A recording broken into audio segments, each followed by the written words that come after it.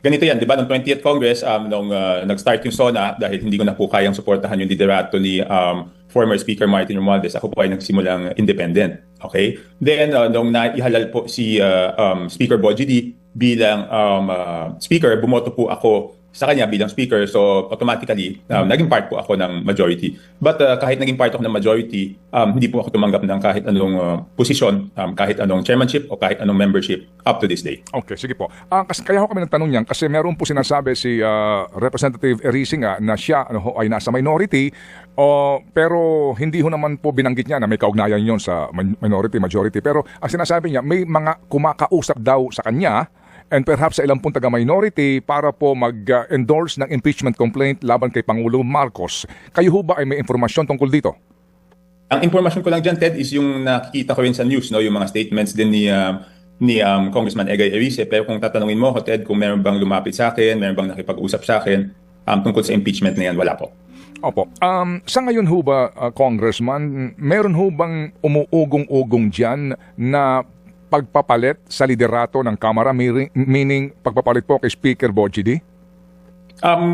Inside the House, no? Inside the House, bago kami mag-break, nung papunta kaming nung nagbabaycam, wala, no? Pero yung mga balita na yan, meron tayong nababasa na sinasabi, merong tila ganun. Pero sa loob ng Kamara, wala pong ganyan. Opo. Kasi po, meron din po naman ako pong narinig lang din, na may kaugnayan itong sinasabi na paghahanda ng impeachment complaint laban kay Pangulong Marcos kasabay po ng pagbabago sa liderato ng speaker diyan sa Kamara. So kayo po ang aming tatanungin, as in wala kayong nararamdaman man lamang po tungkol doon?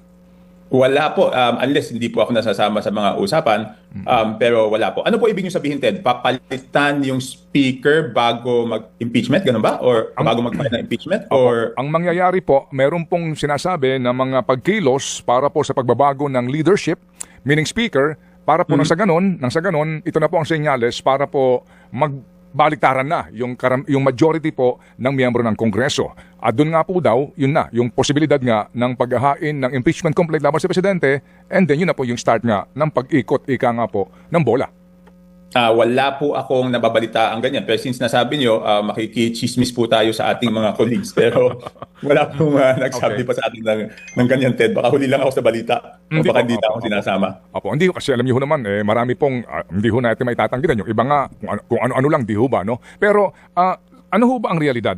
Sa tingin niyo ho ba kung sakasakali na meron pong, kasi ngayon po, bagamat may pending pang mga MR sa Supreme Court doon sa kanila pong sinasabing pagbabago, no? Sa panuntunan, sa impeachment proceedings, mismo sa Kamara, ano ho ba ang tingin niyo po ang chance na umusad man lang po sa first base, ika nga po, ito pong impeachment complaint laban sa Presidente? Okay, number one, Ted, mahirap maghula habang wala, no? Pero ang dapat nating paghandaan is kung ako, ang magiging suggestion ko is pag-aralan na. Kasi yun ang unang ginawa ko hapon eh.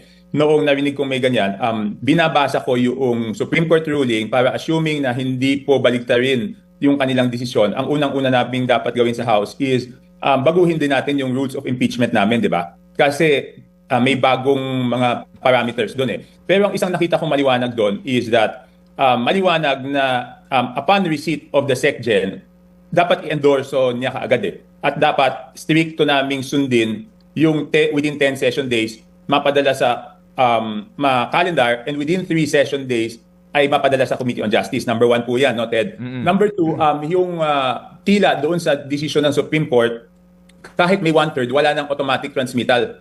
So parang ang mangyayari niyan, talagang kailangan dumaan sa Committee on Justice, no? So kailangan paghandaan na ng mga nasa Rules Committee, ang suggestion ko is yung ano mangyayari sa pagbabago ng rules natin para yung accountability ng kahit sino man. O kasi may mga chismis na magpa-file against the President, may mga chismis na may magpa-file against the Vice President. Ako, I'm totally for accountability. No, kahit sino man yan. But the parameters and the standards for accountability, dapat pareho po, maging Presidente man yan, maging Vice Presidente. At dapat paghandaan na rin ng House ngayon, yung pagpapalit ng rules namin. Kasi iba na po yung rules ng impeachment base po doon sa ruling ng Supreme Court. Opo, pero mukha namang klaro ho yung rules na yun eh. Yung pong administrative ho na function ng SecGen, referral po ng speaker, hindi ho ba, and corresponding hearing. Pero yung second mode na speedy mode, mababago ba yun na kapag nakakalap ka ng gantong karami, 2/3 ng pirma, endorsement, verified complaint, you can bypass the committee hearing and proceed with the complaint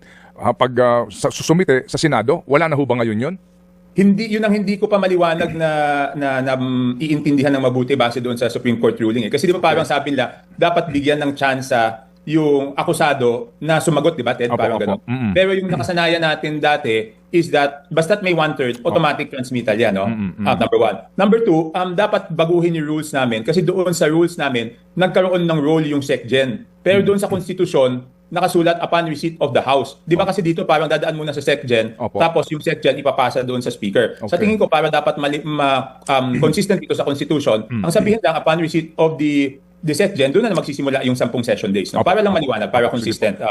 Kasi ang tanong nun dati is, paano kung hinawakan ng SecGen at hindi binigay sa Speaker, tatakbo ba yung 10 session days? Sa tingin ko, hindi naman ganun yung intent ng Constitution, di ba? Na may kapangyarihan yung SecGen na hawakan yun. And I think doon sa Supreme Court, nabanggit rin yung tungkol sa SecGen.